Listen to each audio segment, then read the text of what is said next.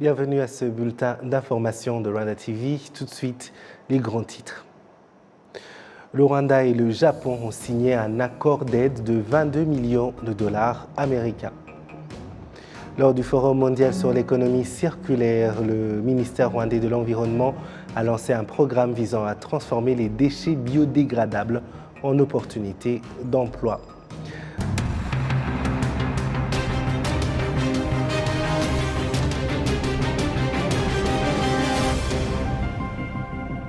Encore une fois, bienvenue chers téléspectateurs de la télévision rwandaise. Je suis David Carmel Ingabire. C'est une joie de vous retrouver. Je vous le disais en titre, le Rwanda et le Japon ont signé un accord d'aide de 22 millions de dollars américains. Cette subvention facilitera le projet Nora Remera visant à fournir plus d'eau potable aux habitants de la ville de Kigali. Certains habitants de la ville de Kigali disent être confrontés au manque d'approvisionnement en eau potable. Il n'y a pas d'eau ici et nous sommes près de la source d'eau. Nous l'achetons à 50 francs rwandais. Quand nous allons chercher de l'eau, ils nous font payer 100 francs pour un bidon. Et quand on ne l'obtient pas de la source, on va l'avoir à 50 francs. Afin de résoudre le problème de la pénurie d'eau, le gouvernement japonais a offert au Rwanda une subvention de 22 millions de dollars américains. La subvention aide différentes parties de Kigali à avoir accès à l'eau. Le ministre rwandais des Finances et de la Planification économique, le docteur Uziel Ndagijimana, a déclaré que la subvention apportera une solution durable aux pénuries d'eau. C'est un projet qui vient se pencher sur la question du manque d'eau dans certaines parties de la ville de Kigali, spécialement au nord de la capitale, en construisant de grands réservoirs d'eau et des tuyaux pour sa distribution dans les ménages. Ça permettra aussi de récupérer l'eau qui était gaspillée à cause des canalisations en piteux état. Il y a aussi d'autres projets, autres que celui-ci, mais le tout restera autour de la distribution d'eau dans la ville de Kigali. Les relations diplomatiques entre le Japon et le Rwanda remontent à 60 ans. Et outre le soutien à la distribution d'eau potable, le Japon a coopéré avec le Rwanda sur divers projets. L'ambassadeur du Japon au Rwanda, Masahiro Imai, affirme que le Rwanda est un choix très stratégique. Je considère personnellement le Rwanda comme un pays modèle sur le continent africain, car tout y est fait dans la transparence et la bonne gouvernance, et aussi la manière d'accueillir les investisseurs au Rwanda.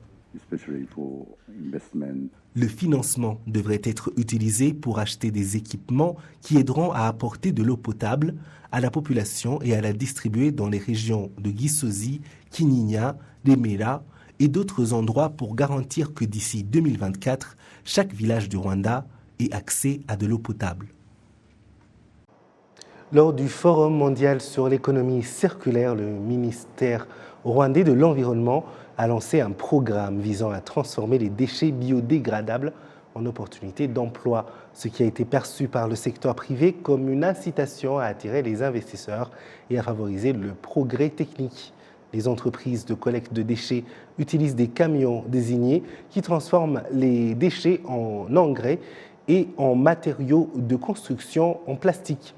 De nombreux acteurs de la gestion des déchets ont souligné que le faire de manière traditionnelle allonge le processus et contribue encore à leurs faibles revenus. Le Rwanda a interdit l'utilisation des sacs en plastique en 2007 et un autre programme interdisant l'utilisation des plastiques plutôt à usage unique a été mis en place en 2019. Le Rwanda a en outre lancé Économie circulaire nationale, plan et feuille de route, un programme de recyclage lancé par le ministère de l'Environnement. Les déchets se présentent sous différentes formes et le recyclage réduit la pollution de l'air et de l'environnement de 45%. Les délégués du forum sont d'avis que l'investissement dans la gestion des déchets non seulement contrecarre la pollution de l'air, mais crée également des emplois, ce qui en fait une bonne perspective. En outre, les experts soutiennent que les pays, en particulier en Afrique, devraient investir dans la gestion des déchets et des programmes qui favorise les connaissances avancées sur les acteurs clés du secteur privé. Vous suivez le journal de la télévision rwandaise. Merci d'être avec nous. Les survivants du génocide et ceux qui ont commis des crimes pendant le génocide contre les Tutsis disent que le programme de Mvula Muvule, de l'approche sociothérapeutique communautaire, a contribué à l'unité et à la réconciliation, ainsi qu'à la guérison des blessures infligées lors du génocide de 1994 contre les Tutsis. Au cours de la conférence de sociothérapie communautaire tenue mardi, qui visait à échanger des connaissances et des expériences sur des thèmes concernant les héritages intergénérationnels du génocide de 1994 contre les Tutsis, et également à examiner les résultats des programmes de réconciliation. Il a été souligné que les groupes de dialogue entre les survivants du génocide et ceux qui ont commis les crimes pendant le génocide jouent un rôle important dans le processus de reconstruction de la paix et de promotion de l'unité et de la réconciliation.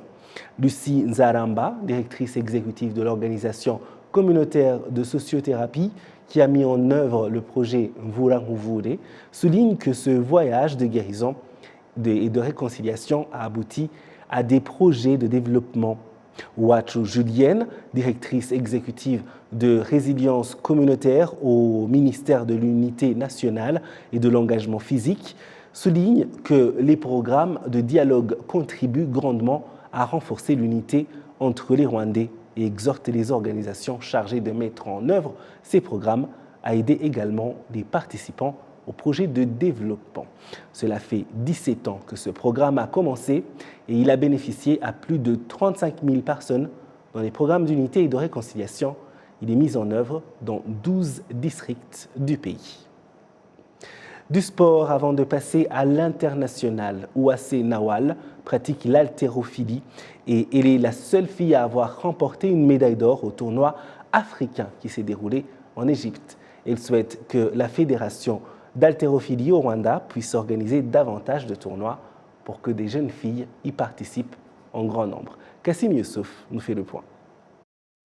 À 23 ans, Ouassé Nawal pratique l'haltérophilie avec l'aide de son père. Elle a pour la première fois participé au tournoi africain d'haltérophilie organisé en Égypte et a remporté une médaille d'or. Elle déplore toutefois le manque de compétition dans ce domaine au niveau national. Ça a été difficile, surtout au premier essai. On a normalement 3 essais pour la catégorie dans laquelle on est inscrit. Au premier essai, au podium, j'ai vite déposé les poids sans tenir compte des instructions des arbitres. Ouassé Nawal estime qu'il serait intéressant si beaucoup de compétitions sont organisées au niveau national, ce qui permettrait aux jeunes filles d'y participer en grand nombre parce qu'elles ont ainsi l'occasion de se faire remarquer. Qu'on organise davantage de compétitions de manière que les filles puissent apprécier ce sport. Si elles voient que je vais participer à un tournoi et que je remporte des médailles, elles pourraient elles aussi avoir envie d'y participer. Il y a beaucoup de filles qui voudraient faire du sport, mais elles pensent qu'elles ne gagneraient rien. Peut-être qu'elles seront motivées si elles me voient remporter des médailles. La Fédération d'haltérophilie au Rwanda l'a félicitée pour l'abnégation et la volonté qu'elle a affichée pour l'honneur de son pays. La fédération a fait savoir qu'elle a commencé à développer cette discipline sportive avec tout d'abord la formation des entraîneurs. Nous sommes venus ici pour fêter avec elle les médailles remportées et lui accorder des récompenses pour l'honneur qu'elle a rendu à son club et au pays en général. C'est dans ce cadre que des formations à l'intention de différents organes sont en préparation, notamment pour ceux qui vont nous aider à entraîner ces athlètes et leurs dirigeants pour avoir un bon leadership, ce qui va nous permettre d'avoir un grand nombre d'athlètes. Ouassé Nawal a remporté 2 médailles de bronze et une médaille d'or au tournoi africain d'haltérophilie pour les athlètes d'entre 50 et 55 kilos, tournoi qui s'est déroulé en Égypte en novembre dernier.